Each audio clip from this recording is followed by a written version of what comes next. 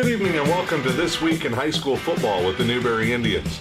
Each week on the show, we'll take a look at what's going on with the Newberry varsity and JV football programs, keep you up to date as the season moves along, preview each week's contest. We'll also sit down for exclusive interviews with the players and coaches as we take you through the 2018 season. Coming up on tonight's first debut edition of the show, we'll look back at the rivalry matchup with St. Ignace, take a preview of the upcoming Week 3 contest with Harbor Springs, talk with our players of the game for the first 2 weeks, and Newberry assistant coach Bruce Dake will join us here on the program as we get you ready for Week 3 action with This Week in High School Football with the Newberry Indians. I'm Dan Hardbrook, your play-by-play host for the season. Glad to have you along as we get you ready, as we said, for week number 3, what has been an already exciting high school football season. Tough results for the Newberry Indians in the first 2 weeks of the year. They're 0-2 to open the season. The non-conference loss at Frankfort in week number 1 came up just short on the home field. The home opener last Friday night against St. Ignace. The 2 losses coming by a combined 12 points gives Newberry some close battles, but they're still looking for that elusive first victory of the season as they look to get back to the playoffs for the 5th consecutive season. Solid performances again on the defensive side of the ball. Indians continue to force turnovers, coming up with 3 more big ones in the contest against St. Ignace. And the offense finally got rolling. And senior quarterback Josh Slatt, wide receiver and running back Ethan Edwards, Jalen James, and even Ivan Oswald, the sophomore, made his first appearance in the backfield in week 2 for the Indians. It was a hard-fought and physical battle with both teams going through the struggles of their longtime rivalry as they now move into the Northern Michigan Football League. But in the end, St. Ignace came out with a 38-30 victory. They moved to 1-1 on the season, while the Indians fall to 0-2. All focus is now turned to the Week 3 matchup. It's an old, familiar foe. The Harbor Springs Rams coming to Newberry for the Week 3 contest. These two teams used to play in the season opener every season. It'll be the 9th meeting all-time between the two schools, a one-sided matchup that slants heavily in Newberry's favor. We'll take a longer look at the Rams coming up later in the show, but coming up next, we'll sit down with coaches and players, get their thoughts on the early part of the season, what to expect from the Rams on Friday night here at home. It's This Week in High School Football with the Newberry Indians on M123 FM. Back on This Week in High School Football with the Newberry Indians on 123 FM's exclusive access into the Newberry High School football program from the First Presbyterian Church here downtown this week, where the team just had their weekly team dinner. And Assistant Coach Bruce Dake is with us. And you know what? Always nice to see the guys get together and bond a little bit. Yeah, when you can have a meal with somebody, you get to know them a little bit better. And I like the way they were very polite. Everybody said thank you and came down. We broke bread together. How's that? And I'm sure a lot of spaghetti consumed here tonight. Just a little bit. And the dessert table, that was a big flop. Nobody had any. Oh my gosh.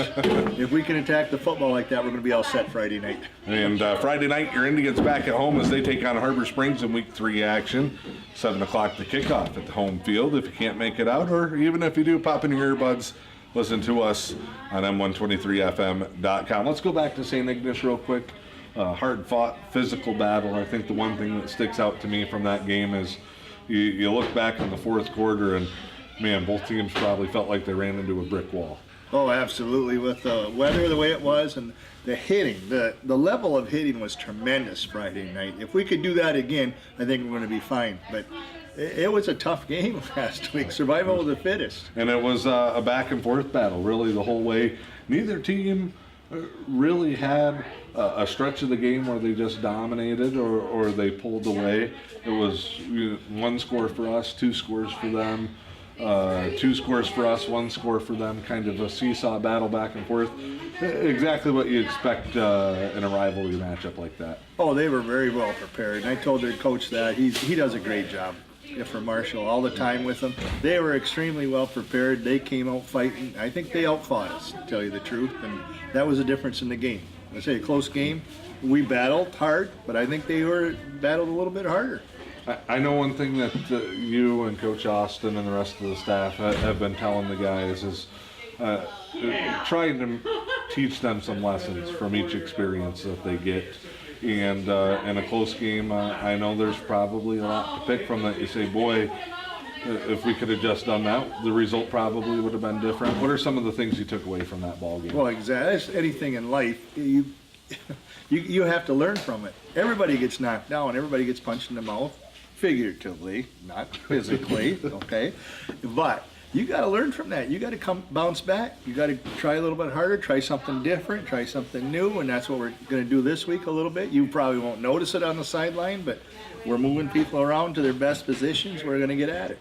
How comfortable are the guys getting now that they've got a couple of games under their belts? I think that's been a huge one. Because the first couple of games, we made a lot of mistakes we shouldn't have made. And I think this week we've cleared that up quite a bit. We put guys, like I said, in different positions. Defensively, I think we've done the same thing. Put guys in their best positions for the team, and we're going at it. Made it real simple on defense. We're not going to dazzle you with all kinds of brilliance. We're just going to get in our positions, everybody in the gap, and play hard. I know one thing that you really like to focus on is the task at hand. Don't dwell too long after a loss. Don't get too high after a win. Just move on and take care of business. As we look at the Rams here in week number 3, a familiar opponent. Played them quite a few years. Normally week 1. Right. Get them here in week 3, and kind of the same old down there with what they try to do and some of the guys they have in place.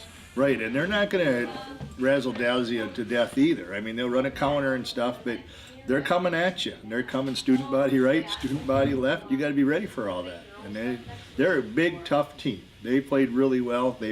Last 2 games they played have been really close, but they overcame everything and went out in the end. The one common opponent so far is Frankfurt, and both of us played them very tough. They got a bit of an edge and were able to upset Frankfurt last week. Have you gotten to break down any of that game, and what do you see that maybe similar, or what stands out that's different about how you both attacked a similar opponent? Right, and they scored on the first play from the line of scrimmage. And that was the big difference. After that, both teams had a little bit of a tough time moving the ball, but they played it really well, played it very well.